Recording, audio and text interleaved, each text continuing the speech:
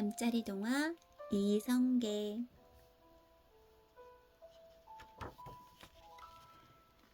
멧돼지 한 마리가 미친 듯이 내달렸어요. 으아! 사람 살려! 산에 올라갔던 마을 사람들은 멧돼지를 피해 이리저리 달아났어요. 그때 화살이 휙 날아왔어요. 화살은 곧장 멧돼지를 꼬꾸라뜨렸어요. 휴, 누가 화살을 쏘았지? 마을 사람들은 화살이 날아온 쪽을 보았어요. 아니, 성계잖아. 마을 사람들은 모두 놀란 얼굴로 어린 이성계를 쳐다보았어요. 어느 날 성계의 집에 손님이 찾아왔어요. 저 배를 따서 손님에게 대접하면 좋겠는데. 아버지는 혼잣말로 중얼거리셨어요. 높다란 배나무에 노란 배가 주렁주렁 달려 있었어요. 걱정 마세요, 아버지. 성계는 얼른 화살을 당겼어요. 그러자 커다란 배 하나가 뚝 떨어졌어요. 와, 오늘은 배를 실컷 먹겠는걸? 옆에 있던 형과 동생은 신이 나서 바구니를 가져왔어요. 아버지는 성계가 매우 믿음직스러웠어요. 성계는 키가 크고 다른 아이들에 비해 덩치도 컸어요. 그리고 어릴 때부터 활솜씨가 아주 뛰어났답니다. 그 무렵 이성계가 살던 곳은 원나라의 지배를 받고 있었어요.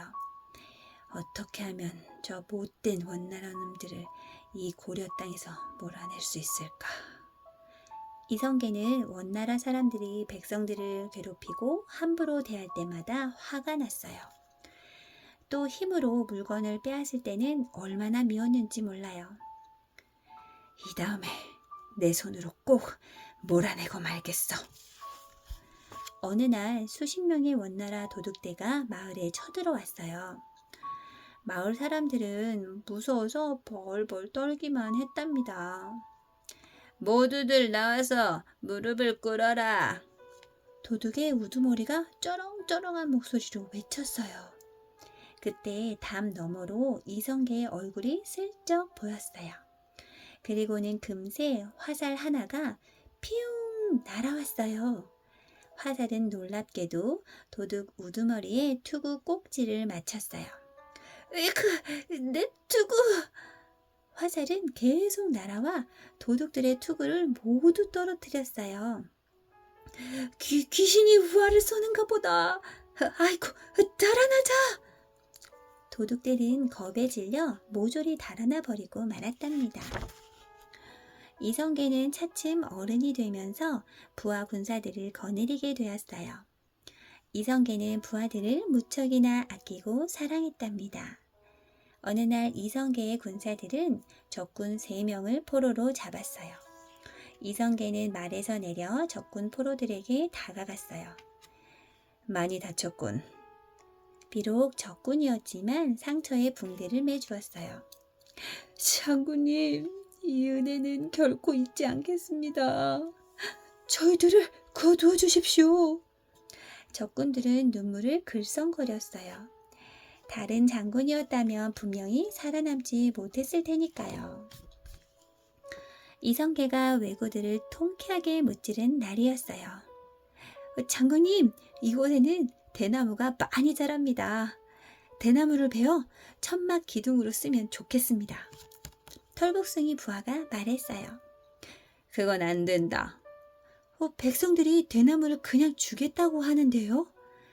이 대나무는 백성들의 것이 아니냐. 백성들 것은 절대로 건드리지 말라.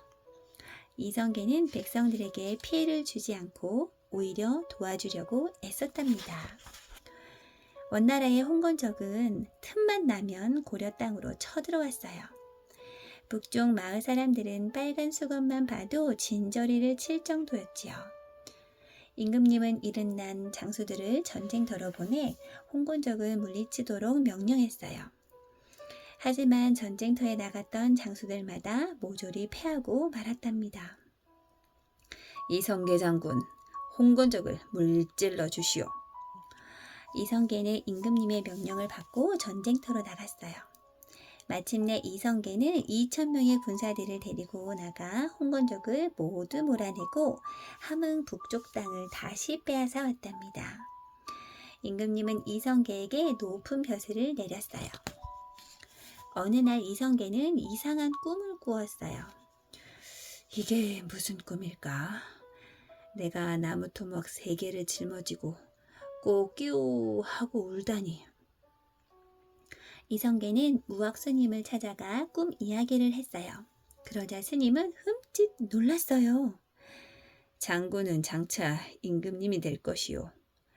나무토막 3개를 등에 졌다니 그건 임금 왕이요.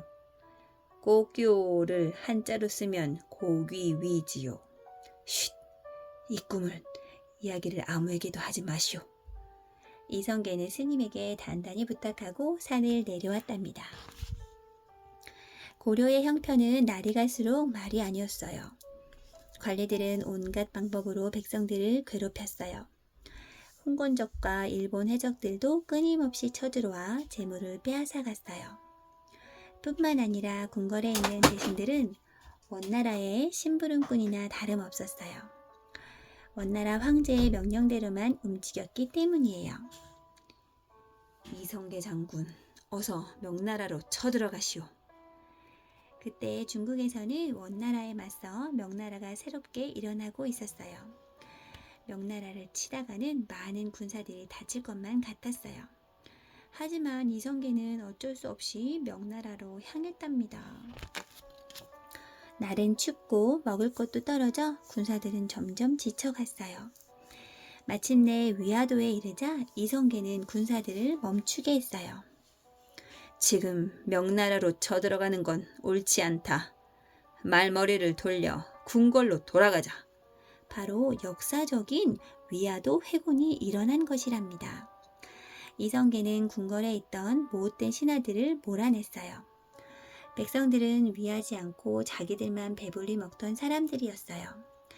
마침내 이성계는 최고의 힘을 갖게 되었습니다.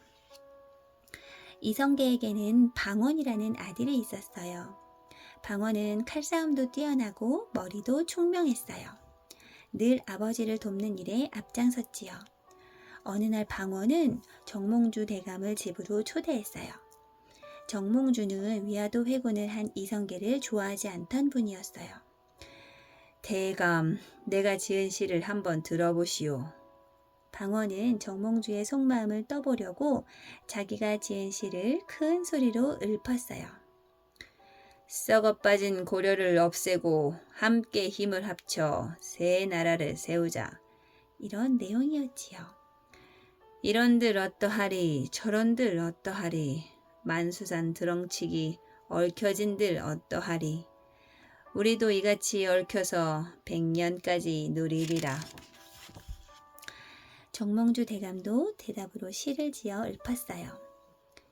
이 몸이 죽고 죽어 100번 고쳐 죽어 백골이 진토되어 넋이라도 있고 없고 임향한 일편단심이야 가실 줄이 있으랴. 이 시에는 고려에 대한 변하지 않는 정몽주의 충성심이 가득 차 있었어요. 방원은 속으로 몹시 서운했어요.